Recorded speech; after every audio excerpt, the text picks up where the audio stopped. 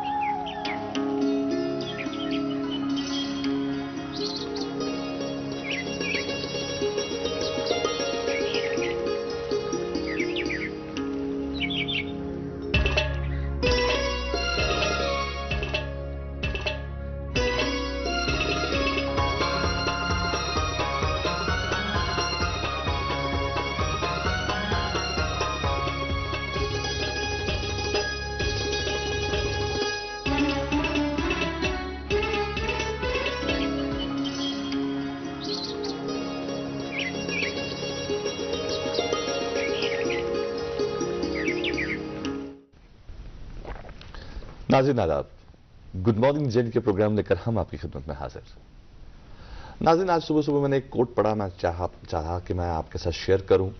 Coat बड़ा ही खूबसूरत था कि staying positive in negative situations makes you a winner. ये बहुत अच्छी बात है कि जब हम नेगेटिव सिचुएशंस में अपने आप को पॉजिटिव रखते हैं तो हमारी जो नेगेटिविटी है वो ख़त्म हो जाती है और जो नेगेटिव असरात हम पर आने होते हैं वो भी कम हो जाते हैं। और हमने अक्सर देखा है जब हमारी लाइफ में कोई भी हर्डल आता है, अगर हम काम ना रहें, पॉजिटिव ना रहें, तो वो मुश्किलें बढ़ती हैं। जब हम पेशेंस खो देते हैं तो प्रॉब्लम्स बढ़ती हैं। हमने अक्सर देखा है आजकल हमने देखा है कि लोगों के साथ फ्रॉड्स बहुत होते हैं, साइबर क्राइम्स बहुत हो रहे हैं, साइबर फ्रॉड्स बहुत हो रहे हैं और आम जनता जो है उनकी जो मेहनत की कमाई है वो लूटी जा रही है।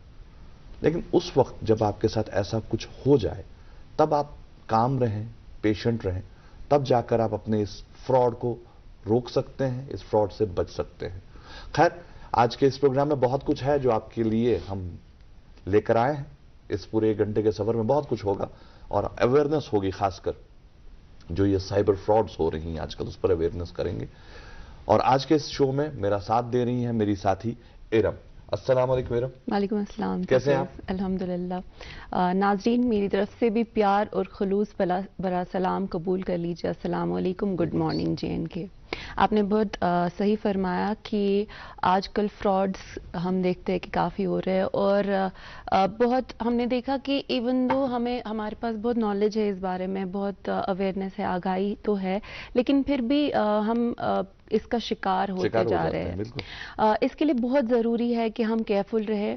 कुछ गाइडलाइंस है जिन्हें हमें फॉलो करना चाहिए, जैसे कि अपने स्पेशल पासवर्ड, OTP या फिर कोई पर्सनल सेंसिटिव इंफॉर्मेशन हमें किसी अननोन या स्ट्रेंजर या किसी को भी फ़ोन पे नहीं देनी चाहिए। पहले पूरी तरह से उसकी जांच कर लेनी चाहिए।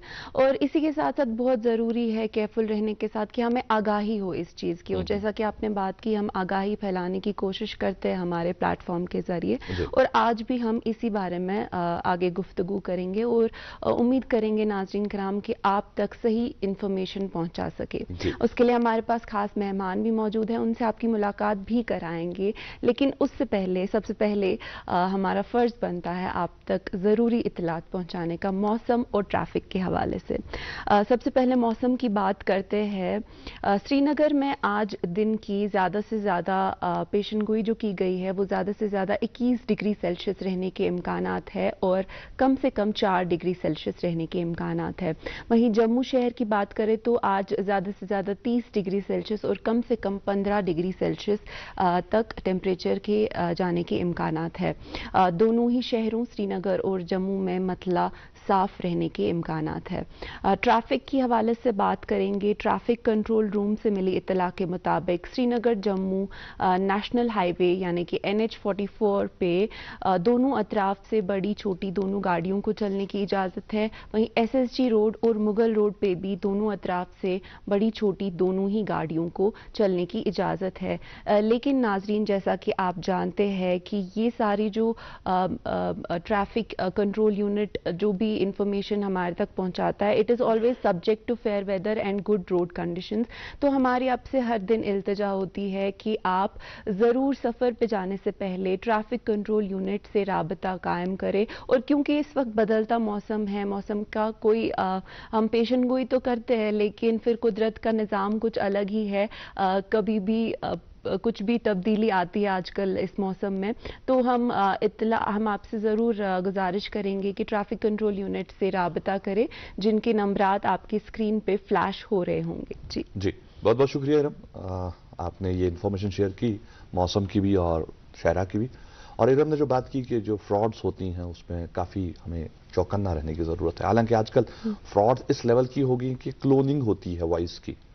वॉइस क्लोन होने के बाद आपको कॉल आता है आपकी ही फैमिली मेंबर की आवाज़ में और वो आपसे मदद मांगते हैं। लेकिन जब भी ऐसी कोई बात हो तो कॉल कट करके आप दोबारा अपने उसी फैमिली मेंबर को कॉल मिलाएं जिसकी आवाज़ आपने सुनी हो और उससे पूछें कि क्या माजरा है।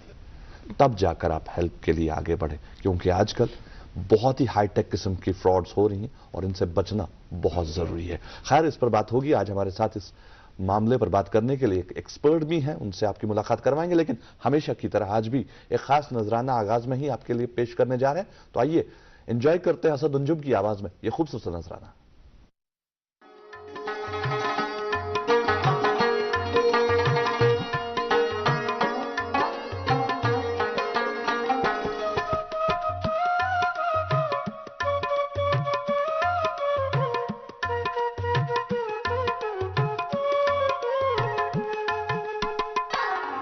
दोसीन चांलोल मक्का सुनार दी सुलिसोत फलंगुल में अगर नौ बहार दी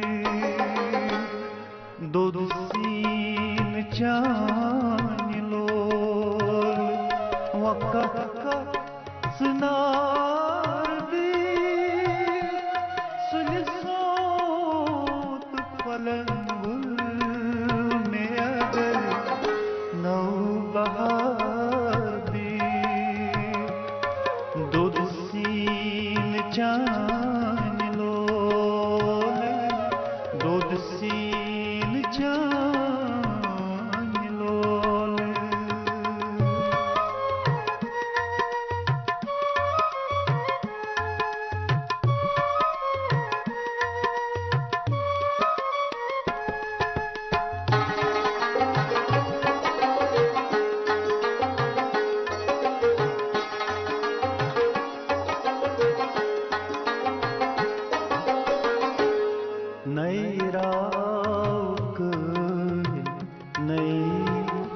गच्छम कोच नैरा गच्छम कोच नई बाव सिदो नई बाव सिदो अगर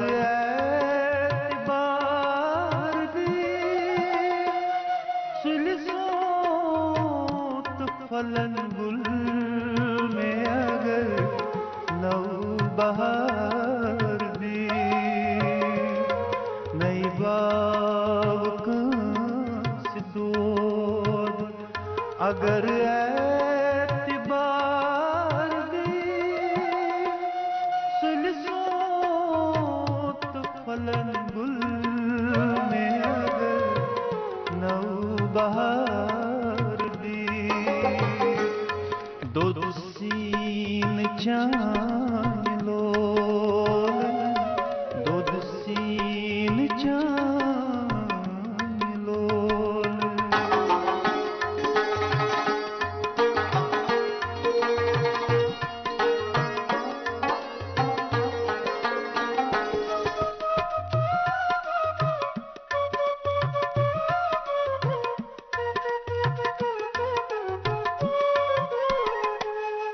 सहरा फलन द्रजनी लगन मीठना ग्रा सहरा फलन द्रजनी लगन मीठना ग्रा ओश्वान बनम मुक्त ओश्वान बनम मुक्त अगर आप शारदी सुलसोत फलंगुल में अगर नौ बहार दी ओश्वान बनम मुक्त अगर आप शारदी सुलसोत फलंगुल में अगर नौ बहार दी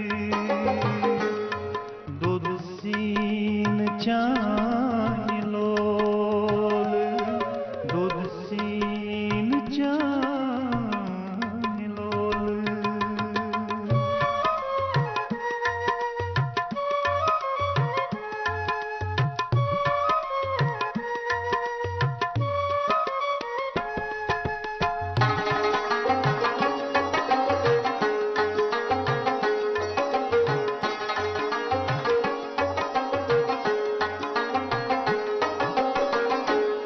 शुठन्यात सलम पूर मरित सपद जाविदां शुठन्यात सलम पूर मरित सपद जाविदां दीदार अगर तशीन दीदार अगर तशीन अछन बार बार दे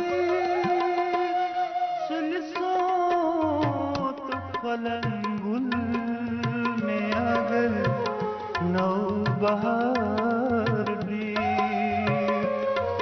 दीदार अगर तशीन अछन बार बार दे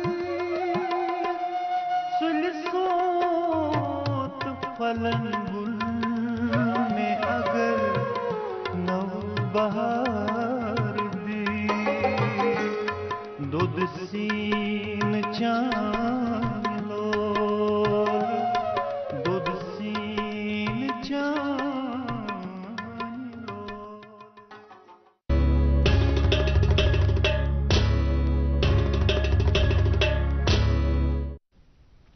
नाज़रीन असद अंजुम ने हाइटे बूजू तो ही खूबसूरत कलाम तो वमेद छे जो इस डल तो खतर पेश आय करन तो है तारीख हसमत तो शुचम प्रोग्राम गुड मॉर्निंग जेन के ताइस छु आगाज मज तो है जिक्र करमुत जे आज करो इस कत साइबर सिक्योरिटी पे।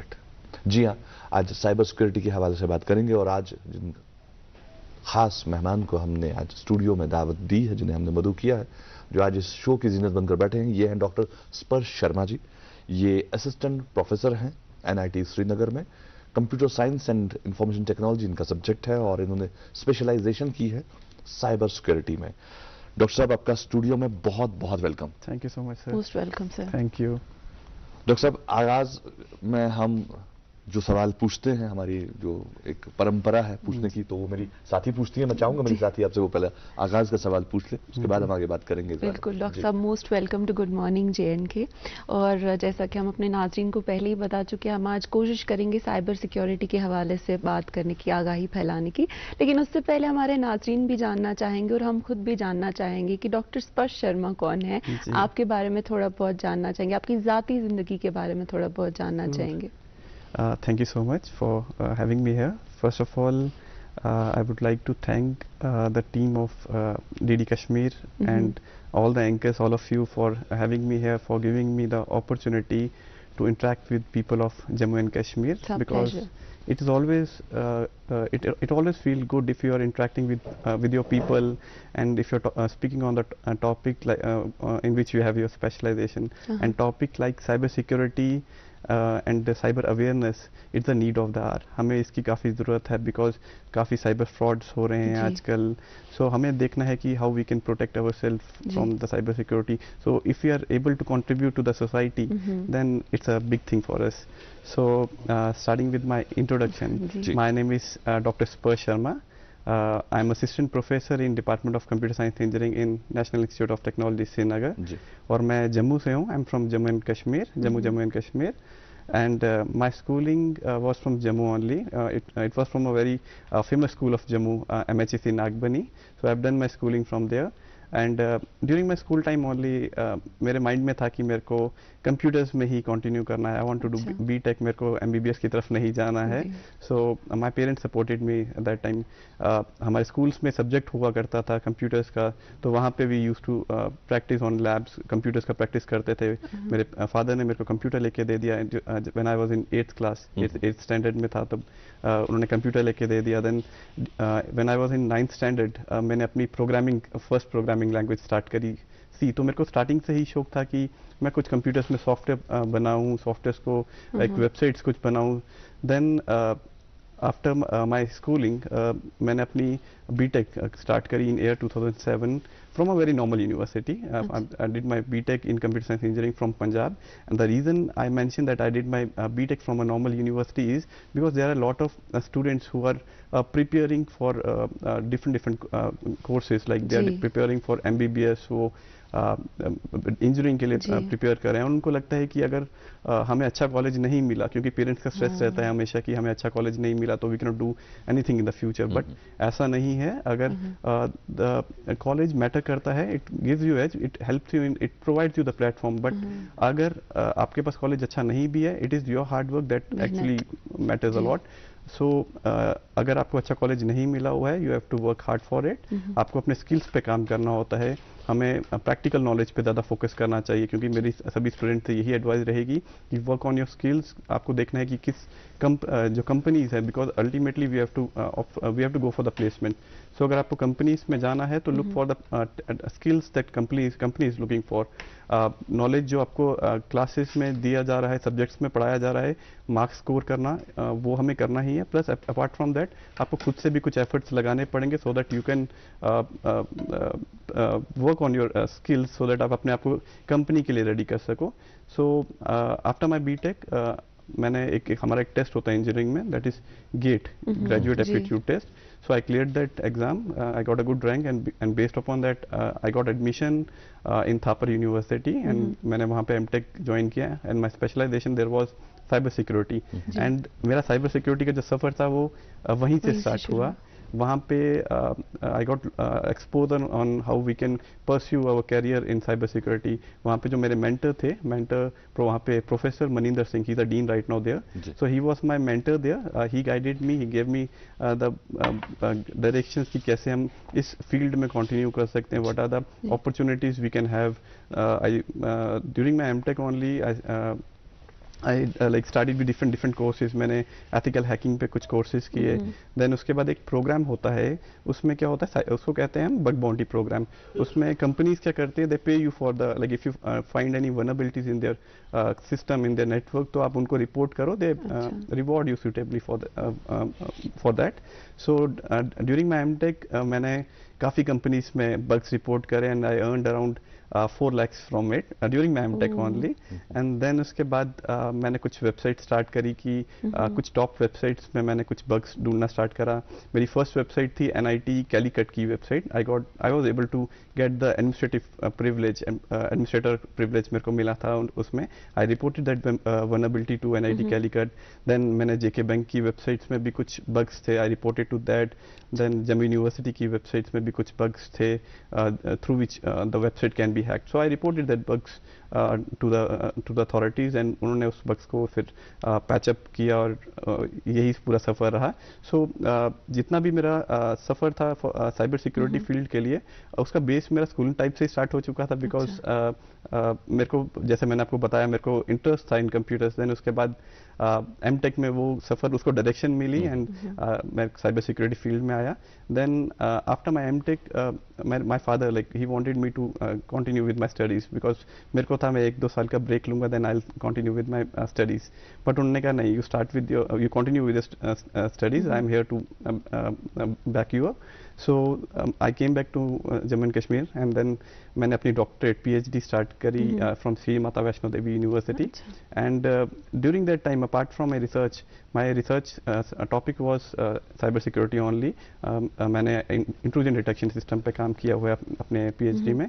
And apart from that, during that time, during the PhD period, apart from my research जो मैंने पब्लिकेशंस करी, उसके अलावा मैंने काफ़ी ट्रेनिंग प्रोवाइड करी थी जम्मू में related to cyber security and cyber awareness. I have provided training to BSF, Jammu and Kashmir police. उनको I train them how to handle the cyber related cases. अगर आपके पास साइबर रिलेटेड कुछ केसेस आते हैं तो how we can deal with that cases, हमें क्या चीज़ें करनी चाहिए, what are the different techniques the hackers are using, और हमें कैसे उनको प्रोएक्टिवली उनको उन पे एक्ट करना है, how we can deal with that. So उसके बाद in year 2018 I joined Baba Ghulam Shah Badshah University as assistant professor. So I worked there for 3 years. So in year 2021 I joined NIT Srinagar. And I'm very proud to say that institute like NIT Srinagar, it's a blessings for the people of Jammu and Kashmir, especially for the students of Kashmir, because in NIT Srinagar we have students from all over the country. हमारे पास south से students हैं, we have students from Andhra Pradesh, Kerala, Tamil Nadu, Maharashtra, Pune, Assam. So from different parts of the country we have students who are studying in NIT Srinagar, and we have students from Jammu and Kashmir also. So we have even faculties, we have experienced faculties from different part of the country जिनकी different specializations हैं. And हम सभी faculties का यही aim रहता है कि हम students को उनकी goals की तरफ, जैसे I was guided by my professor, so I thought so it's our duty that हम उनको guide करें so that they can reach their goal. So NIT Srinagar, I can say it's a best example of unity in diversity, because here we have students from different part of the country, and different students एक साथ interact करते हैं, they get to know about each other, उनका culture क्या है, they get to know each other, and यहाँ पे different हम events organize करते हैं in NIT Srinagar. अगर हमारे पास वहाँ पे दिवाली है तो Diwali we used to celebrate together, then अगर ईद है तो we are celebrating Eid together. So एक दूसरे के cultures हमें सीखने को मिलता है, and students are getting lot of exposure because of that.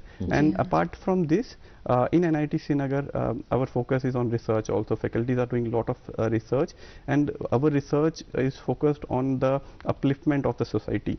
We are working on different research problems. We are using artificial intelligence, we are using machine learning, latest technologies for for the environment. Like we are working on projects like cleanliness of dull, then how we can improve the yield of the apple crop, saffron crop. Similarly, हम कुछ events करवाते रहते हैं. जैसे recently हमने एक event करवाया था, agri robotics पे workshop थी. इसमें हमने देखा था that how we can use the robotics fields for in the agriculture sector, so that उसकी जो yield है और जो काम हम automate कर सकें उसके लिए. And अभी in the first week of November हमारे यहाँ पे कल्चरल फेस्ट हो रहा है रंगे चिनार नाम से. तो उसमें we have invited the students from different schools, colleges, चाहे वो इंजीनियरिंग बैकग्राउंड से हैं, आर्ट बैकग्राउंड से हैं, सभी को interact common platform we are providing, so that वो सभी एक साथ यहाँ पे अपने स्किल्स शो कर सके, हमारे साथ इंटरेक्ट, हमारे स्टूडेंट्स के साथ इंटरेक्ट कर सके, हमारे स्टूडेंट उनसे सीख सके, और हम हमारे साथ एक साथ अपने साथ कुछ चीज़ें इंटरेक्ट करके कुछ एक कॉमन सॉल्यूशंस पे आ सकेंगे. बहुत ही खूब. आपने अपने पूरे सफ़र के बारे में बताया, आपने अपनी पैदाइश बताई, आपने अपनी स्टडीज़ के बारे में बात करी. डॉक्टर स्पर्श शर्मा, मैं आपसे एक ही रिक्वेस्ट करूंगा, एक ही निवेदन है आपसे कि अब जब हम बात करें, जो अब हम साइबर सिक्योरिटी को लेकर बात करें, जो साइबर फ्रॉड्स की बात हम करने जा रहे हैं, अवेयरनेस, डूज एंड डोंट्स पर बात करें, तो अक्सर हमने देखा है वही जनता इसमें फंसती है जो ज्यादा पढ़ी लिखी नहीं होती। हालांकि अब जी। पढ़े लिखे लोग भी फंस रहे हैं, लेकिन बिल्कुल, बिल्कुल। अक्सर वो बहुत लोग फंसते हैं मुश्किल जो हो रहा है। पढ़े लिखे नहीं होते। लेकिन मेरा निवेदन आपसे बस इतना सा रहेगा कि आप जो भी बात करें एक तो सरल भाषा में उन्हें समझाएं, क्योंकि जी। ये कॉमन मैन को समझने के लिए जी। कुछ दिक्कतें होती है। हालांकि मैं समझ सकता हूं कि इंजीनियरिंग लैंग्वेज है तो अंग्रेजी भी होगी, लेकिन मैं गुजारिश करूंगा आपसे, निवेदन ट्राई है करूंगा, कि हम बिल्कुल। हिंदी में बात करें ताकि जी। हमारे सुनने वाले जो हैं, जो हमारी जनता है, उन तक ये बात पहुंचे और ये अवेयरनेस फैले। हम आपसे जानना चाहेंगे, जो आप साइबर सिक्योरिटी की बात करते हैं, जी। ये साइबर सिक्योरिटी है क्या? साइबर सिक्योरिटी एक्चुअली हमारी जो डिपेंडेंस है साइबर सिक्योरिटी में क्या है कि पहले वी आर हमारा जो डिपेंडेंस है हमारा, हम टेक्नोलॉजी की तरफ मूव कर रहे हैं। जी। हमारा अगर हम 10 और 20 साल पहले जाते हैं तो टेक्नोलॉजी तब भी थी और अभी भी है, बट उतना हमारा डिपेंडेंस नहीं था टेक्नोलॉजी पे। हमारे पास तब इतना इंटरनेट नहीं था। अगर हम आज की बात करते हैं, हम पूरी तरह डिपेंड हो चुके हैं ऑन द बिल्कुल टेक्नोलॉजी। सही। हम इंटरनेट हमेशा और यूज कर टेक्नोलॉजी रहे के हैं। बिना अब हम चल नहीं सकते। बिल्कुल नहीं चल आज की सकते। डेट में अगर हमारा मोबाइल फोन घर रह जाता है तो हम पूरा दिन ये सोचते हैं कि आज कोई एक अंग घर छोड़ा आए हैं शायद। बिल्कुल। ऐसा फील करते हैं हम लोग। बिल्कुल। सो आजकल हम ऑनलाइन, जैसे अगर हम घर बैठे ऑनलाइन शॉपिंग कर रहे हैं, सेल जी। चल रही है फ्लिपकार्ट पे, अमेजोन पे हाँ, सेल हाँ, चल बिल्कुल रही सही। होती है, तो हम ऑनलाइन शॉपिंग कर रहे होते हैं, बिल्कुल। ऑनलाइन ट्रांजैक्शंस कर रहे होते हैं, ऑनलाइन खाना मंगवाना होता है, हम घर बैठ के खाना मंगवा सकते हैं। जी।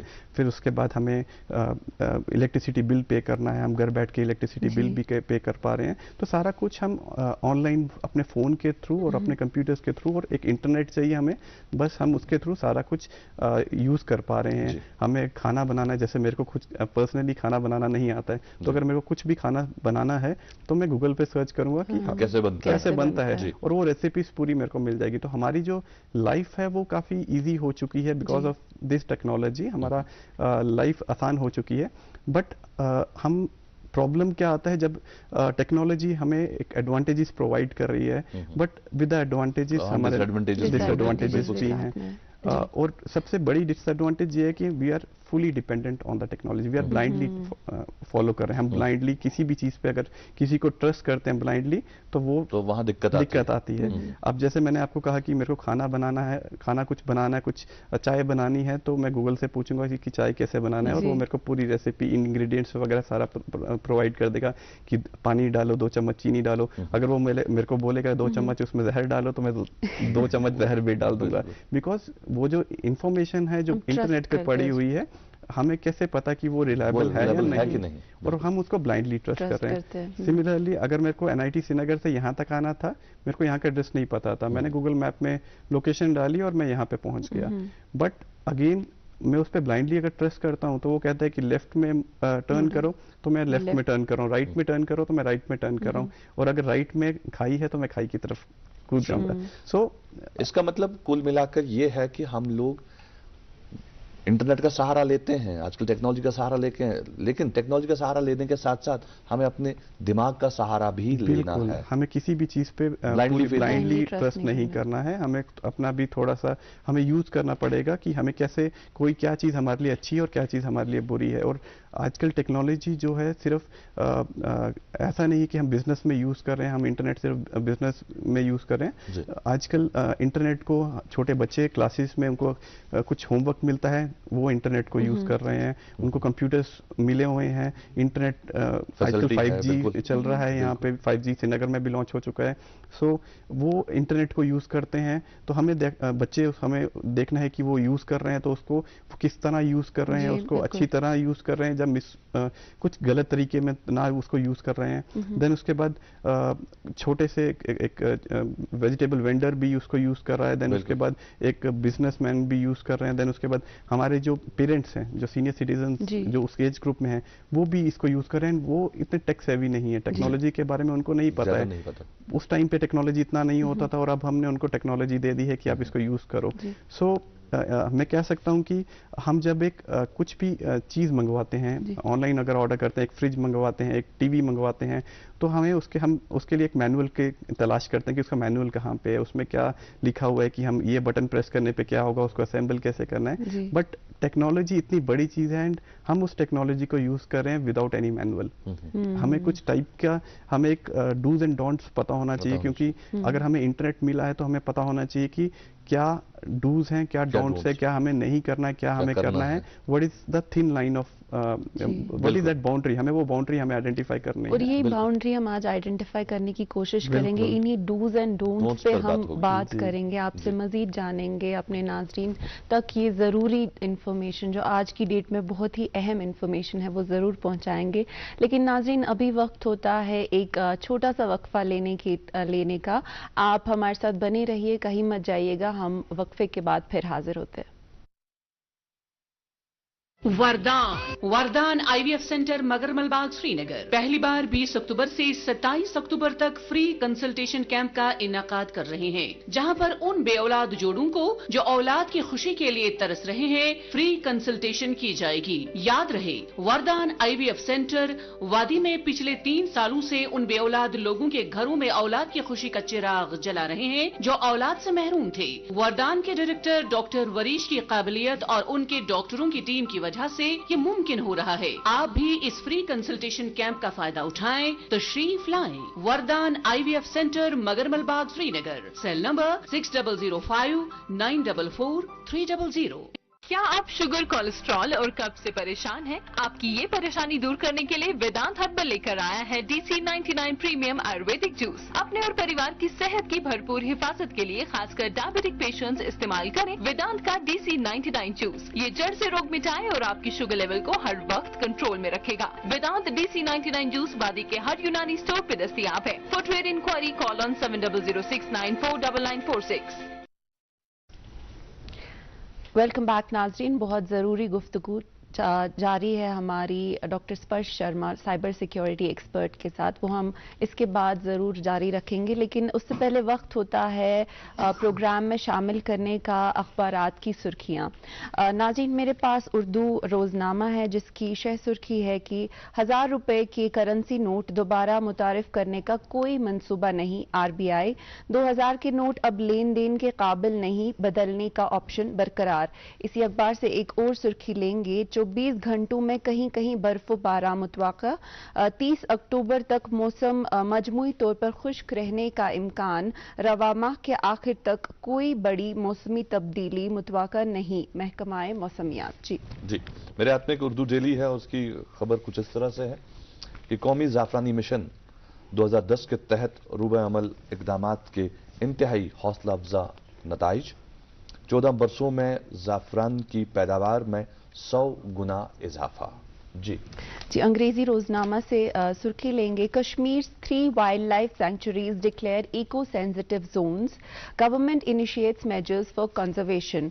और इसी अखबार से एक और सुर्खी, G20 summit GI tagging fall out, handicrafts worth ₹208.21 crore exported in first quarter. जी, मेरे हाथ में एक और उर्दू डेली और उसकी खबर कुछ इस तरह की, नई दिल्ली गवर्नर मनोज सिन्हा की वजीर आजम नरेंद्र मोदी से मुलाकात।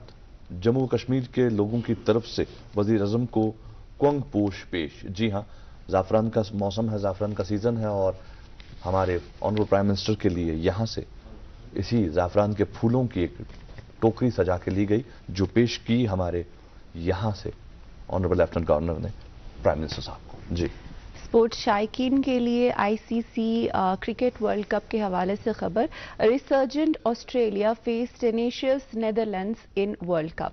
जी, और मेरे हाथ में एक अंग्रेजी डेली और इसकी खबर कुछ इस तरह, और इस खबर से मैं थोड़ा नॉस्टैल्जिक हो गया था जब मैंने आज सुबह अखबार पढ़ा। हमारे बचपन में क्या होता था कि हमारे बचपन में इकबाल पार्क एक जगह है यहाँ पास में, जहाँ पर दशहरा जलाया जाता था और हम देर रात तक इंतजार करते थे कि अब दशहरा जलेगा, और उसके बाद अगली सुबह जाकर हम वो राख देखा करते थे कि इतना बड़ा स्ट्रक्चर जो जला, ये जलकर कैसा रहा। तो उसी हवाले से एक खबर कि Dussehra celebrated with religious favour इन श्रीनगर, और ये दशहरा जो है अब की बार SK स्टेडियम में जलाया गया और इसके साथ काफ़ी सारे लोगों की अटैचमेंट है। और दशहरा तो हम सब लोग जानते हैं कि ये बुराई पे अच्छाई की जीत है, और हमेशा इंसान को चाहिए कि वो अपनी बुराई पर, क्योंकि हमारे अंदर ही बुराई है, बुराई बाहर नहीं होती, यह इंसान के अंदर ही होता है। और हर कोई इंसान जो है वो एक ग्रे मैटर का बना होता है, कोई भी सफ़ेद या कोई भी काला नहीं होता। किसी में सफ़ेदी थोड़ा ज़्यादा होती है और कालापन कम होता है, और किसी में कालापन थोड़ा ज़्यादा होता है और सफ़ेदी कम होती है, लेकिन हम सब लोग बने उसी ग्रे कलर के हैं।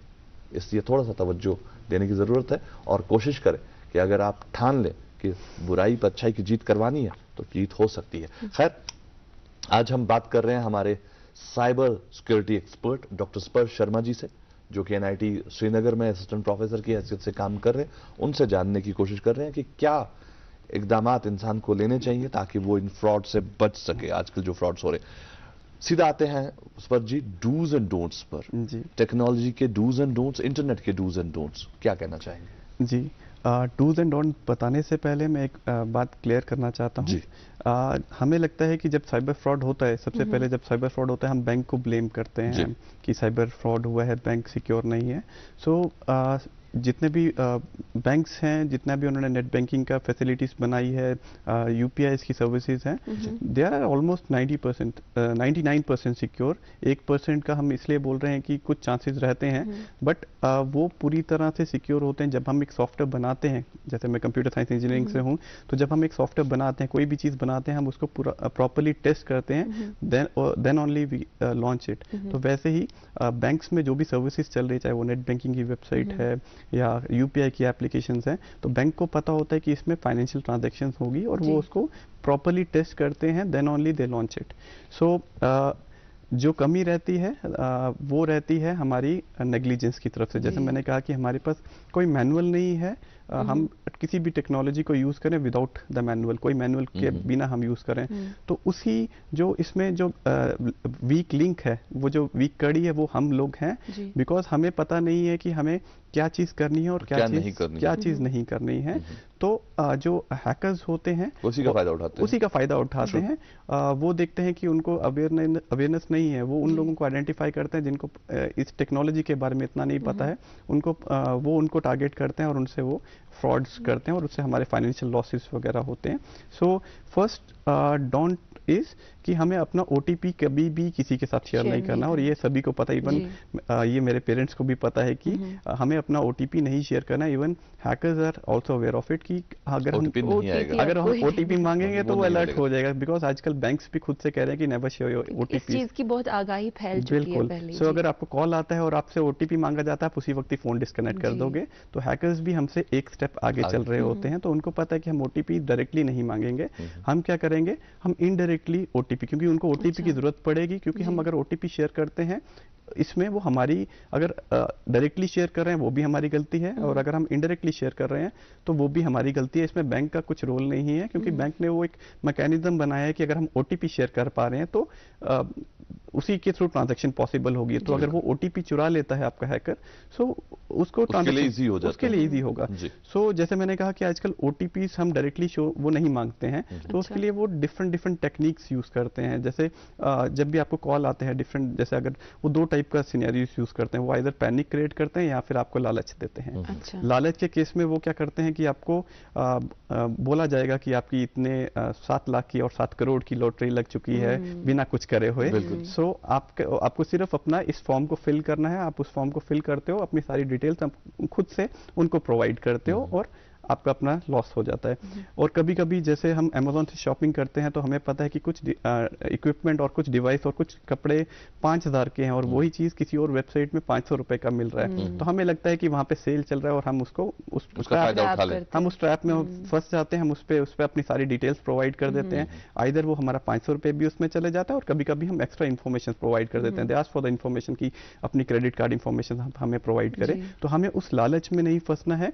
5000 की चीज 500 में मिलना इज नॉट पॉसिबल, नामुमकिन है। और हाँ, अगर कुछ रिलायबल वेबसाइट्स हैं जैसे अमेज़ॉन है या फ्लिपकार्ट है, अगर कुछ रिलायबल वेबसाइट्स में ऐसा कुछ ऑफर चल रहा है then you can go for it. Otherwise unknown website से हमें अवॉइड करना है कि हमें उनसे शॉपिंग नहीं करनी है। और दूसरी चीज़ आती है, जैसे मैंने कहा कि एक तो हो गया कि आपको वो लालच देंगे और दूसरा होता है पैनिक क्रिएट करते हैं। जैसे काफ़ी लोगों को कॉल आता है कि आप अपना बिजली का बिल दो, अदरवाइज आपका बिजली का बिल डिस्कनेक्ट हो जाएगा। मोबाइल को आपने लिंक नहीं किया विद आधार कार्ड, लिंक करो, अदरवाइज आपका फ़ोन डिस्कनेक्ट हो जाएगा। और हम जो बोली वाली जनता होती है उनको लगता है कि हमें क्या करना, हमें वो अपना लिंक हमें अपने वो चाहते हैं कि वो जल्दी से वो क्लियर हो जाए, कहीं ऐसा ना हो बिजली कट जाए, परेशानी बिल्कुल।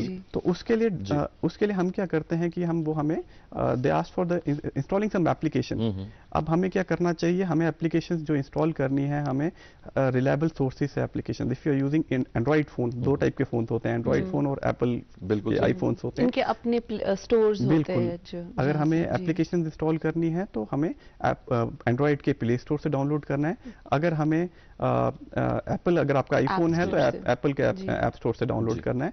और कुछ एप्लीकेशंस होती हैं जैसे कि टीम व्यूअर, एनीडेस्क, ये एप्लीकेशंस के ट्रबल शूट करने के काम आती हैं और ये प्ले स्टोर में अवेलेबल हैं। तो हैकर्स क्या करते हैं कि आपको ट्रस्ट गेन करने के लिए आपको कहते हैं कि आप उन एप्लीकेशंस को प्ले स्टोर से डाउनलोड करो। It's a safe website, safe source जहाँ से आप एप्लीकेशंस डाउनलोड कर सकते हो।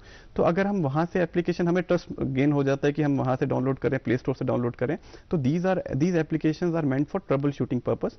आप अपने फोन का कंट्रोल रिमोट दे रहे हो हम, और ये हम उसको ट्रबल शूट पर्पस के लिए यूज करते हैं। बट हैकर्स इनको यूज करते हैं अब उनके एक फोन का एक्सेस गेन करने के लिए। तो जैसे ही अब अपना एप्लीकेशन का जो पासवर्ड होता है, पूरा एक्सेस उनको देते हो, आपके पूरे फोन का कंट्रोल उनके पास चला जाता है। तो indirectly we are sharing the OTPs with them. जैसे मैंने कहा कि हम डायरेक्टली ओटीपी शेयर करते हैं और कभी इनडायरेक्टली हम ओटीपीज को शेयर कर रहे हैं, तो ये इनडायरेक्टली हो जाता है। हम जनरलाइज स्टेटमेंट यूज करके ये बोल सकते हैं कि अगर कोई भी फोन करके हमें कुछ भी डाउनलोड करने के लिए या कुछ भी इंफॉर्मेशन मांग रहा है, तो हमें कभी भी ऐसे फोन कॉल्स को एंटरटेन नहीं करना चाहिए, या कहीं इस पे एक्सेप्शन है, या फिर हम जनरलाइज्ड स्टेटमेंट? बिल्कुल, अगर आपको बोला जा रहा है, आपको पहले तो सबसे पहले उन्हीं एप्लीकेशंस को इंस्टॉल करना है जिसके बारे में आपको नॉलेज है। आपको अगर किसी एप्लीकेशन के बारे में नहीं पता है, आपको टीम व्यूअर के बारे में नहीं पता है, तो उसको इंस्टॉल अपने फोन में ना करें। उसके बाद अगर आपको कोई बोलता है, आपको फोन करके आपको कोई बोला जा रहा है कि आप उन एप्लीकेशंस को इंस्टॉल कीजिए, नेवर डू दैट। आपको वो नहीं करना है, वो एप्लीकेशंस को इंस्टॉल नहीं करना। अगर आपको बोला जाता है कि इलेक्ट्रिसिटी का बिल आपका पेंडिंग है, आप ऑफिस में जाइए, वहाँ से आप डायरेक्टली क्लियर कर लीजिए। अदरवाइज आपके, क्योंकि आप इनडायरेक्टली आप उनको ओटीपीज दोगे, अपने पूरे फोन का कंट्रोल दोगे। और इन केस अगर आप गलती से अपना कंट्रोल दे भी देते हो, इन दैट केस हमें क्या करना है, क्योंकि हमें अगर सपोज हमारा कुछ ट्रांजैक्शन आपको पता चलता है कि कुछ अमाउंट डिडक्ट हो चुका है, इन दैट सिनेरियो, क्योंकि हम हमेशा कभी, क्योंकि वो काफ़ी तेज होते हैं हैकर्स, वो हमें डिफरेंट तरीके से कन्विंस करते हैं कि हम उनको अपना कंट्रोल दे दें। तो अगर सपोज अगर कुछ ऐसा हो जाता है, तो इन दैट केस हमें सबसे पहले जितनी भी अपने फ़ोन का मोबाइल डेटा बंद करना है, क्योंकि वो मोबाइल डेटा के इंटरनेट के थ्रू ही हमारे फ़ोन को कनेक्ट कर पा रहे हैं, उनके एक्सेस ले पा रहे हैं। तो सबसे पहले हमें यही चीज़ करनी है कि अपने फ़ोन को डिस्कनेक्ट करना है फ्रॉम द इंटरनेट। और उसके बाद बैंक को कॉल करना है, बैंक को हमें बोलना है कि हमारा ये फ्रॉड हुआ है और हमारी जितनी भी सर्विसेज हैं, चाहे वो एटीएम सर्विसेज हैं, नेट बैंकिंग सर्विसेज हैं, वो फ्रीज कर ले, डिसेबल कर ले फॉर द टाइम बिंग। और उसके बाद ये आपका रहेगा आपका फर्स्ट रहेगा कि हमें क्या करना है, SOS आप जिसे कह सकते हो। एंड देन उसके बाद आपको एक अपने नियरेस्ट पुलिस स्टेशन में जाना है, because police are very capable enough, because यहाँ पे जम्मू एंड कश्मीर पुलिस की अगर हम बात करते हैं, they are very capable enough, because I have worked with them, so I know कि वो they can handle the cases very easily. उनको पता है कैसे केसेस को हैंडल करना है। सो फर्स्ट थिंग इज आप बैंक को रिपोर्ट करो, अपने सारी सर्विसेज वगैरह डिसेबल करवाइए for the time being. And then उसके बाद आप पुलिस में, जो भी नियरेस्ट पुलिस स्टेशन है, वहाँ पे एक FIR लिखवाइए। और FIR लिखवाने के बाद आप ये बैंक्स के साथ वो FIR को शेयर करें, they will act on it. और आपका जितना भी पैसा अगर वहाँ पे ट्रांसफर हुआ, they will try to get it back. Doctor साहब, क्या ये पैसा वापस आता है किसी केस में?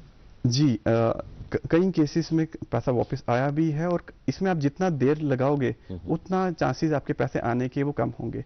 अगर आप जितना प्रॉम्प्टली एक्ट करोगे, जितना जल्दी आपका पैसा निकलता है और जितना जल्दी आप रिपोर्ट करते हो, उतना टाइम उनको मिलेगा, बैंक्स को मिलेगा, पुलिस को मिलेगा, साइबर सेल को मिलेगा कि आपके पैसों को वापस लाने के लिए they tried the level best, जितना भी उनके लिए रहता है कि वो बैंक्स के साथ कांटेक्ट करते हैं, जहां पे वो पैसा गया है वहां पे उनके साथ कोऑर्डिनेट करते हैं, वहां से पैसा लाने की कोशिश करते हैं। बट जितना जैसे जैसे वो टाइम बढ़ता जाता है, उतने चांसेस वो कम होते जाते हैं। लेकिन डॉक्टर साहब, ओवरऑल अगर मेरे अकाउंट से पैसा निकला, ये ऑनलाइन सारा चलता है, सिस्टम सारा ऑनलाइन है, ये पैसा ऐसा नहीं है कि आपने मुझसे कैश ले लिया और उठा के किसी को दे दिया।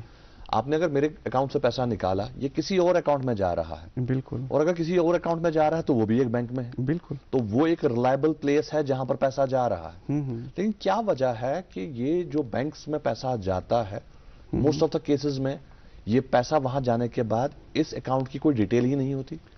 एक्चुअली क्या है कि जब भी आप एक बैंक अकाउंट खोलते हो, चाहे एक मोबाइल नंबर लेते हो, तो आप कुछ डॉक्यूमेंट सबमिट करते हो। तो यहाँ पे क्या होता है, ये लोग क्या करते हैं कि वहाँ पे एक फेक डॉक्यूमेंट्स, जैसे हम कहीं पे अपना एक सिम लेना होता है तो हम कुछ एक डॉक्यूमेंट सबमिट करते हैं, तो वो उन डॉक्यूमेंट्स को मिसयूज करके आपके नाम पे दूसरे सिम्स जनरेट कर लेते हैं, जहाँ से आपको कॉल्स भी आती है। तो अगर आप उन कॉल्स नंबर्स को ट्रैक करने की कोशिश करोगे तो वो एक नॉर्मल किसान होगा, नॉर्मल एक इंसान होगा जो जिसको पता भी नहीं होगा कि उसके नाम से फोन नंबर्स चल रहे हैं। और दूसरा, अगर आप जब बैंक अकाउंट खुलवाते हैं ये लोग, तो बैंक अकाउंट भी वो वहाँ पे किसी इलिटरेट पर्सन आप कह सकते हो, जिसको इतना नॉलेज नहीं है, उसके अकाउंट से वो खुलवाते हैं, उसको कुछ पैसा दे दिया या उसके नाम से उन्होंने कुछ अकाउंट खुलवा दिया, और वो उसी वक्त जैसे ही पैसा ट्रांसफर होता है वो पैसा निकाल लेते हैं। जैसे ही पैसा निकाल लिया तो बैंक्स भी, क्योंकि बैंक्स के पास भी प्रॉपर इंफॉर्मेशन नहीं होती है, तो बैंक्स को थोड़ा सा इसमें ये ध्यान रखना पड़ेगा कि जब भी अकाउंट वो खुलवा रहे हैं तो प्रॉपर उसकी वेरिफिकेशन हो कि वो वही अकाउंट खोल रहा है या कोई और तो नहीं खोल रहा है। बिकॉज बैंक्स को थोड़ा इस पे वो रिस्पॉन्सिबिलिटी लेनी पड़ेगी कि अगर कुछ फाइनेंशियल फ्रॉड्स हो रहे हैं तो उन फाइनेंशियल फ्रॉड्स को रोकने का यही तरीका है कि उनको थोड़ा बहुत स्ट्रिक्ट होना पड़ेगा कि जब वो नए अकाउंट्स खोल रहे हैं तो उसकी प्रॉपर वेरिफिकेशन हो, सो दैट कोई हैकर्स किसी के और के नाम पे वो अकाउंट्स ना खोल पाए। हम बोलते हैं कि precaution is better than cure, तो हम कोशिश करेंगे कि हम पहले ही केयरफुल रहे, सतर्क रहे, ताकि हमें वहां वो नौबत ना आए। तो आपने बोला कि हैकर्स जो है वो हमसे एक कदम आगे, अब ओटीपी डायरेक्टली नहीं मांगते, तो कभी कभी क्या होता है, कुछ ऐसे एसएमएस आते हैं जो उन्होंने इस तरह से मास्क किए होते हैं कि ऐसा लगता है कि ये एक ऑथेंटिक सोर्स से एसएमएस है। तो मेरा सवाल ये है कि ऐसे क्या पैरामीटर्स है जो हमें देखने चाहिए जिससे हम डिफरेंशिएट कर सके एक सही ऑथेंटिक एसएमएस और एक फ्रॉड एसएमएस? जी, आपने बहुत अच्छा क्वेश्चन पूछा है, आपने बहुत अच्छा सवाल पूछा। उसमें क्या है कि जो अटैक आपने बताया है, इसका अटैक का नाम होता है स्पूफिंग अटैक। इसको एसएमएस स्पूफिंग कहते हैं या कॉल स्पूफिंग कहते हैं। स्पूफिंग अटैक में क्या होता है कि एसएमएस स्पूफिंग की अगर आप बात करते हैं तो हमें लगता है कि जो मैसेज आया वो बैंक की तरफ से आया हुआ है। कई केसेस में ऐसा होता है कि जो मैसेज होता है वो अगर आपको एक मैसेज आ रहा है कि आपके अकाउंट में इतने पैसे आ गए हैं या अपने अकाउंट को लिंक करो, अगर वो एसएमएस किसी रैंडम नंबर से, मोबाइल नंबर से है, तो पहला तो यही है कि इट्स अ फेक मैसेज। तो उस पे बेसिकली लिखा रहता है, मोबाइल नंबर लिखा हुआ है, अगर पूरा मोबाइल नंबर आ रहा है then it is a fake message. अब कभी कभी क्या होता है, हैकर्स जैसे मैंने कहा कि वो टेक्नोलॉजी का भी यूज करते हैं, तो उसमें क्या होता है कि वहाँ पे नंबर्स की जगह कुछ मैसेज आता है, कुछ और नाम आता है वहाँ पे, जो कि नॉर्मली जब हमें कुछ ट्रांजैक्शंस होती है वो बैंक की तरफ से जैसे आता है वैसे आता है। तो इन दैट केस आपको देखना है कि वो एसएमएस क्या है। एसएमएस में उनके कुछ साइंस होते हैं, जैसे आप उसकी इंग्लिश चेक कीजिए, इंग्लिश वहाँ पे गलत होगी, इंग्लिश मिस्टेक्स रहेंगी। उन्होंने आपको बोला होगा कि हमें कांटेक्ट करो, क्योंकि वो चाहेंगे कि आप उनको कांटेक्ट करो वापस, तो अब उन्होंने अपना मोबाइल नंबर दिया होगा, तो उस मोबाइल पे कॉल करने के बजाय आप क्या करो, डायरेक्टली बैंक को आप कांटेक्ट कर सकते हो कि हमें ऐसा कुछ एक एसएमएस आया हुआ है, तो हमें ये चीज़ बोली गई है, तो हमें क्या करना चाहिए। तो वहाँ पे इन चीज़ों से, इस तरीके से आप उनसे बच सकते हैं। डॉक्टर साहब बहुत बहुत शुक्रिया इस बारे में बताने के लिए। और नाजरीन, आपको बस इतना सा कहना चाहेंगे कि जब भी किसी भी चीज़ को लेकर आपको कॉल आता है, जैसे कि आपका कहा जाता है कि आपका केवाईसी नहीं हुआ है अकाउंट का, या कभी कहा जाता है कि आपकी बिजली कट जाएगी अगर आप अपनी इंफॉर्मेशन शेयर नहीं करेंगे, तो आज हर किसी डिपार्टमेंट का अपना एक हेल्पलाइन नंबर होता है, टोल फ्री नंबर होता है। आपको जब भी ऐसी कोई शिकायत लगे, कहीं से भी आपको कोई ऐसी इंफॉर्मेशन मिले, तो आप इमीडिएटली टोल फ्री नंबर पे कॉल करके ये क्लियर करवा लें, ये ऑथेंटिकेट करवा लें कि जो इंफॉर्मेशन आपसे मांगी जा रही है ये सही है या गलत। इसलिए कोशिश करें जब भी ऐसा कॉल आता है उसे डिस्कनेक्ट करके सीधा हेल्पलाइन पे कॉल करें और हेल्पलाइन से बात करके जाने कि क्या माजरा है, क्या मसला है। इस पर और भी बात करेंगे डॉक्टर साहब से, लेकिन फिलहाल हमारे साथ जुड़ चुके हैं डॉक्टर मरगूब साहब। जी हाँ, डॉक्टर तारिक मरगूब हमारे साथ जुड़ चुके हैं, जो लेकर आते हैं गुड मॉर्निंग एजुकेशन। तो आइए सीधा चलते हैं डॉक्टर साहब के पास और देखते हैं गुड मॉर्निंग एजुकेशन।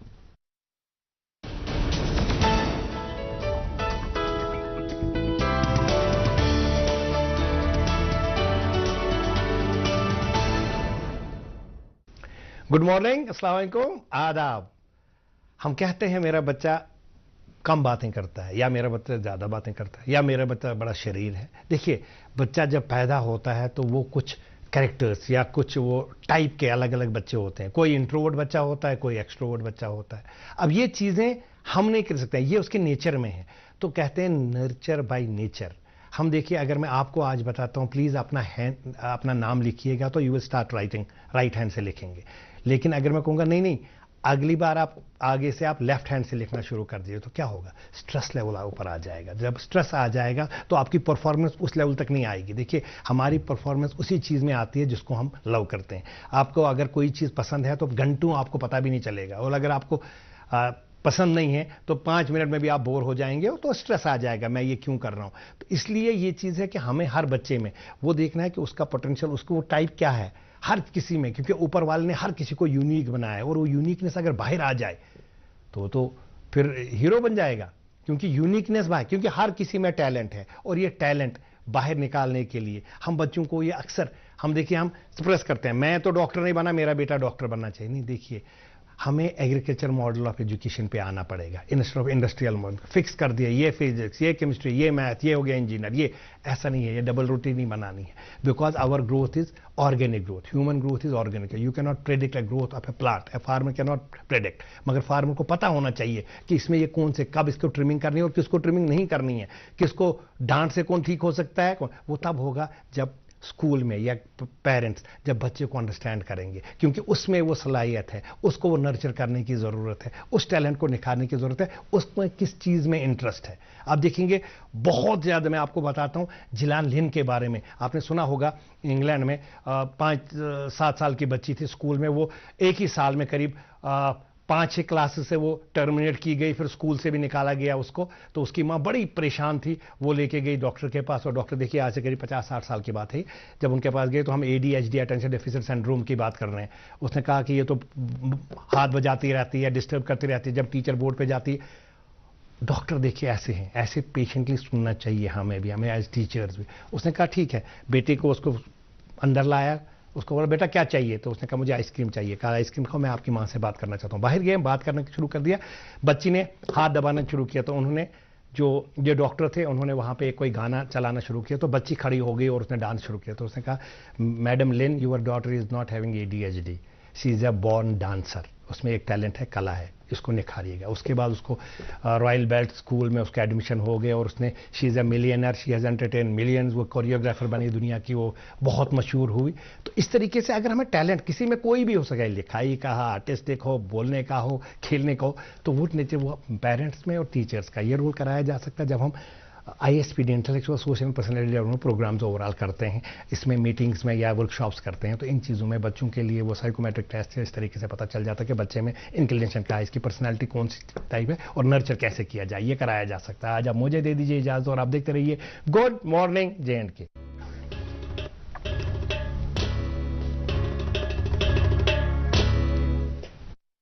डॉक्टर साहब आपका बहुत बहुत शुक्रिया। हमेशा की तरह आज का ये आपका सेगमेंट भी लाजवाब था, और हमेशा मैं इस सेगमेंट का इंतजार करता हूं, और बहुत कुछ मुझे सीखने को मिलता है इस सेगमेंट से।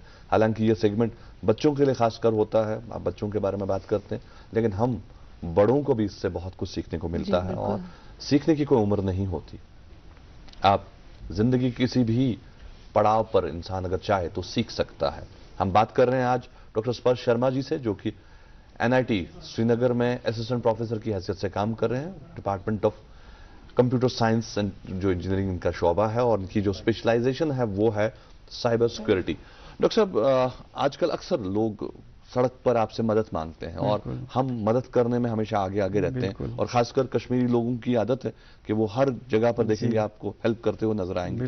तो आजकल एक बड़ा आम सा मसला है कि आपसे फोन मांगा जाता है, और बहुत ही उदास सा चेहरा बना के फोन मांगा जाता है, और ये कहा जाता है कि आप अपना फोन 1 मिनट दे दीजिए, मुझे घर फोन करना है जी, और आप उठा के फोन पकड़ा देते हैं ये सोचकर कि मैं मदद कर रहे हैं, और उसके बाद वो फोन देना एक बहुत बड़ा मामला बन जाता है। बिल्कुल, इस बारे में क्या कहना चाहेंगे? जी, जैसे आपने कहा कि कहीं पे भी अगर हमें कहीं रास्ते में कभी कुछ हेल्प के लिए कोई लोग मिलते हैं कि हमारा फ़ोन की बैटरी डाउन हो चुकी है, हमें बैलेंस ख़त्म हो चुका है और मेरे को घर पे इमरजेंसी में फ़ोन करना है, तो हम हेल्प की उसमें हम हेल्प करने के लिए उसको फ़ोन दे देते हैं, बिकॉज हमारा ऐसा रहता है कि हम जितनों की हेल्प कर सके वो अच्छा रहता है। बट ये हेल्प हमारे लिए काफ़ी भारी पड़ सकती है, क्योंकि आजकल जो साइबर क्रिमिनल्स हैं वो क्या करते हैं कि आपके फ़ोन में कॉल फॉरवर्डिंग इनेबल कर सकते हैं। आप जब किसी से फ़ोन मांगोगे, आप अपना फ़ोन उनको अनलॉक करके दोगे। जैसे मैं आपसे आपका फ़ोन मांगूंगा, सर मेरे को एक फ़ोन करना है, मेरे को घर पे फ़ोन करना है, मेरे फ़ोन की बैटरी डाउन हो चुकी है, सो मैं आपका फ़ोन लूँगा, और वो फ़ोन लेके क्या करेंगे, मैं यहाँ पे दिखा दूंगा, वो फ़ोन लेके आप एक कीपैड पे जाएंगे, आपके सामने वो नंबर डायल करेंगे, वो लिखेंगे 403 स्टार और यहाँ पे अपना नंबर डाल देंगे। जैसे सपोज मैं लिखता हूँ 7298241302। अब इसको वो डायल कर देंगे। जैसे इसको मैंने डायल किया, आपके पूरे फ़ोन की कॉल्स फॉरवर्ड हो चुकी हैं मेरे फ़ोन पे। अब आपको फ्यूचर में जितनी भी कॉल्स आएंगी वो आपको नहीं पहुंचेंगी, वो मेरे कॉल्स पे आएंगी। अब इसके थ्रू भी हम ओटीपी को हम ले सकते हैं। जैसे there are two modes for taking the OTPs, एक होता है एसएमएस मोड और एक होता है कॉलिंग मोड। तो वहां पे वो कॉल वाला ऑप्शन सिलेक्ट करेंगे कि मेरे को कॉल आनी चाहिए सो दैट मैं ओटीपी ले सकूं। तो जब बैंक आपको कॉल करता है, कोई भी बैंक हो गया, कोई भी सर्विसेज आपको कॉल करती है, तो वो कॉल ऑलरेडी फॉरवर्ड होगी मेरे नंबर पे और वो बैंक मेरे पास डिटेल्स आएंगी और वो ओटीपी मेरे को मिल जाएगा। तो उस वजह से भी आप ओटीपी आपको मिल सकता है। अगर आप अभी मैम सर के नंबर पे कॉल करोगे तो वो कॉल यहाँ पे नहीं आएगा, वो कॉल यहाँ पे आएगा, बिकॉज मैंने आपसे 2 मिनट के लिए, 2 मिनट भी नहीं, कुछ 5 सेकंड के लिए फोन लिया। मैंने कहा कि सर कॉल करना है, मेरा कॉल बात हो चुकी है, थैंक यू सो मच, और आपको फोन दे दिया। और आपको पता भी नहीं चलेगा, आपको लगेगा कि आपने एक हेल्प करी है और आपकी फॉरवर्डिंग अपने आप ही, क्योंकि आप कॉल कर पाओगे, कॉल आप जिसको भी करना है आप कर सकते हो, बट आपकी जो कॉल इनकमिंग कॉल्स है वो सारी फॉरवर्ड हो रही है। अब इसको डिसेबल कैसे करेंगे? अगर हमें किसी को फोन दे दिया और हमें ये नहीं पता उन्होंने ऐसा कुछ किया या उन्होंने नॉर्मल एक कॉल किया जी, तो ये कैसे पता चलेगा कि उन्होंने ऐसा कुछ हैक इसको किया? आप अनलॉक कीजिए सर जी। अभी फिलहाल आपकी कॉल्स फॉरवर्ड हो चुकी है मेरे नंबर पे। अब आपको कोई भी कॉल आती है वो मेरे फोन पे रीडायरेक्ट होगी। तो अगर आपको चेक करना है कि उन्होंने आपके नंबर से कॉल किया है या नहीं किया है, डायल पैड में वहां पे, क्योंकि अगर आप यहाँ पे देखोगे तो ये वाला नंबर जो मैंने सबसे टॉप पे लिखा हुआ है *403, वो इसको डिलीट कर देंगे। तो अगर आपको दिखाए कि उन्होंने कुछ भी कॉल नहीं किया, दैट मीन्स कि कुछ फ्रॉड किया, कुछ सस्पिशियस एक्टिविटी परफॉर्म की है। और अगर आपको चेक करना है कि आपके फोन्स में कोई ऑलरेडी फॉरवर्ड तो नहीं हुई है सेटिंग्स, तो आप क्या कर सकते हो, ये जो 3 डॉट्स दिख रहे हैं आपको टॉप पे, इस पे आपको क्लिक करना है, सेटिंग्स पे जाना है और आपको चेक करना है कि आपकी फॉरवर्डिंग तो नहीं हो रहा है। सप्लीमेंट्री सर्विसेज पे क्लिक करोगे, सप्लीमेंट्री सर्विसेज जी, तो यहाँ पे आ रहा है कॉल फॉरवर्डिंग। कॉल फॉरवर्डिंग पे क्लिक करोगे, वॉइस कॉल्स पे क्लिक करोगे, तो यहाँ पे ये जो आ रहा है ऑलवेज फॉरवर्ड, अभी फिलहाल के लिए वो फॉरवर्ड नहीं हुआ है क्योंकि मैंने उसको पूरा डायल नहीं करा था। तो यहाँ पे ऑल फॉरवर्ड्स पे क्लिक करोगे और यहाँ पे आपको इनेबल, और यहाँ पे अगर नंबर लिखा हुआ आ रहा है that means your call is getting forwarded to that number, तो आपको उसको डिसेबल करना है। ये हो गया एक चीज। और अगर आप अपना फोन किसी और को देते हो, ये तो हो गया फॉरवर्डिंग का।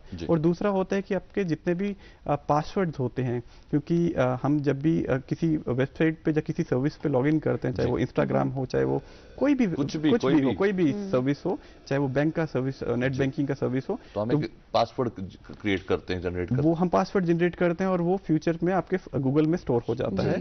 तो जो जिन्होंने आपसे फोन लिया होगा, क्योंकि आपने अपना फोन अनलॉक करके दिया होगा उनको, तो वो आपकी सेटिंग्स में जाएंगे। अगर आप यहाँ पे देखोगे वो आपकी सेटिंग्स में जाएंगे और ये सेटिंग्स आप सभी आपके जो व्यूअर्स हैं वो भी अपने फोन पे चेक कर सकते हैं। वो अपनी सेटिंग्स पे जाएंगे, आप सभी को अपनी सेटिंग्स पे जाना है। देन उसके बाद यहाँ पे एक ऑप्शन आएगा गूगल का, गूगल सर्विसेज, वो उस पे जाएं। देन उसके बाद आता है ऑटोफिल, सेकंड ऑप्शन ऑटोफिल्स, सभी के फोन में ये ऑप्शन रहेगा। ऑटोफिल विद गूगल, फर्स्ट वाला ऑप्शन, इस पे क्लिक करोगे तो यहाँ पे एक ऑप्शन आ रहे हैं गूगल पे पेमेंट मेथड। इसमें सारी पेमेंट डिटेल्स आपकी यहाँ पे सेव्ड होंगी, जो भी आपने क्रेडिट कार्ड्स वगैरह सेव किए वो यहाँ पे स्टोर रहेंगे। गूगल पासवर्ड मैनेजर, अगर आप इस पे क्लिक करते हो तो यहाँ पे अगर आप देख पा रहे हो, यहाँ पे 2 पासवर्ड सेव हैं आपके, BSNL सेल्फ केयर और mygulfcoin.com। तो अगर मैं इस पे क्लिक करता हूँ, मैं इस पे अभी क्लिक नहीं करूंगा, अगर मैं इस पे क्लिक करता हूँ तो आपका जो पासवर्ड आपने सेव किया होगा फॉर दीज 2 वेबसाइट्स, वो यहाँ पे शो हो जाएगा। तो हैकर्स वो आपके पासवर्ड आप में सिर्फ 2 शो हो रहे हैं, मेरे फोन पे कई पासवर्ड हैं, तो वो वहाँ पे सभी शो हो जाएंगे और वो पासवर्ड को वो चुरा सकते हैं। तो फिर से हम एक जनरलाइज स्टेटमेंट ये भी बोल सकते हैं कि कोई आपसे फोन मांगे तो ना दें, बिल्कुल ना फोन दें। ना दें। अननोन अगर आपको रास्ते में कोई अगर आपको हेल्प के लिए मांग रहा है, तो क्योंकि हेल्प करना अच्छी बात है, बट आजकल के जमाने में आप हेल्प भी नहीं कर सकते, उसमें अपना नुकसान हो सकता है। तो इन दैट केस आप क्या कीजिए, अब जितना आपको लगे कि अपना फोन किसी को नहीं देना है, क्योंकि आजकल के जमाने में आप पैसा किसी को दे दो, हेल्प देना है, बट फोन किसी को ना दो। बिल्कुल सही। और कोशिश ये भी करनी चाहिए कि अगर आप कभी, आजकल हमने अक्सर देखा है लोगों के पास 2-2 सेल फोन्स होते हैं, और एक सेल फोन आप वो वाला रखें जिसमें इंटरनेट का कोई ऑप्शन नहीं होता, एक नॉर्मल सा फोन रखें। और अगर आप सच में चाहते हैं लोगों की मदद करना, तो वो फोन आप इस्तेमाल कर सकते हैं जिसके जरिए आप लोगों की मदद लेकिन कर सकते उसमें भी हैं। कॉलिंग का जो सिस्टम है वो तो लेकिन रहता इतना है। इजी नहीं है। उसको लिंक, आप ऐसा फोन दीजिए जो आपके बैंक के साथ लिंक नहीं है। आप जी। अपना हमेशा एक जो आपका नंबर लिंक है विद बैंक, वो उसका भी शेयर ना वो करें। कीपैड वाले फोन में रखें और उसको किसी मत नहीं दीजिए। और जिसमें आप इंटरनेट यूज कर रहे हो उसको अपने बैंक के साथ लिंक नहीं होना चाहिए वो नंबर। डॉक्टर साहब, ये बहुत ही एक वसी टॉपिक है, एक बहुत ही जी। वास्ट सा टॉपिक है जिस पर बात घंटों भी करें तो तब भी कम है। लेकिन आज हमने कोशिश की कि थोड़ी सी इंफॉर्मेशन हम हमारे देखने वालों तक पहुंचाएं और हमारे नाजरीन कम से कम थोड़े से अवेयर हो जाएं कि उन्हें क्या करना है और क्या नहीं करना है। आज आप हमारे स्टूडियो आए, आपने इस शो को अपना कीमती वक्त दिया, आपका बहुत बहुत थैंक यू धन्यवाद। So much. Thank you. और हमें पूरी उम्मीद है कि आपकी दी हुई इंफॉर्मेशन लोगों के बहुत काम आएगी। बिल्कुल। Thank you so much for being with us on this show. Thank you so much. Thank you. तो नाज़रीन मोहतरम, आज के इस प्रोग्राम में बस इतना ही। उम्मीद करते हैं कि आज का ये शुमारा आपने पसंद फरमाया होगा और इससे आपको काफी नॉलेज मिली बिल्कुल। होगी और इससे आप कई सारे फ्रॉड से बच पाएंगे। इंशाल्लाह कल सुबह आपसे होगी ठीक 8 बजे फिर मुलाकात। जब तक के लिए दीजिए इसी अपनेपन के साथ इजाजत कि आप अपना ख्याल डेस रखेंगे, खुश रहेंगे और फ्रॉड से बचे रहेंगे। अल्लाह हाफिज। अल्लाह हाफिज।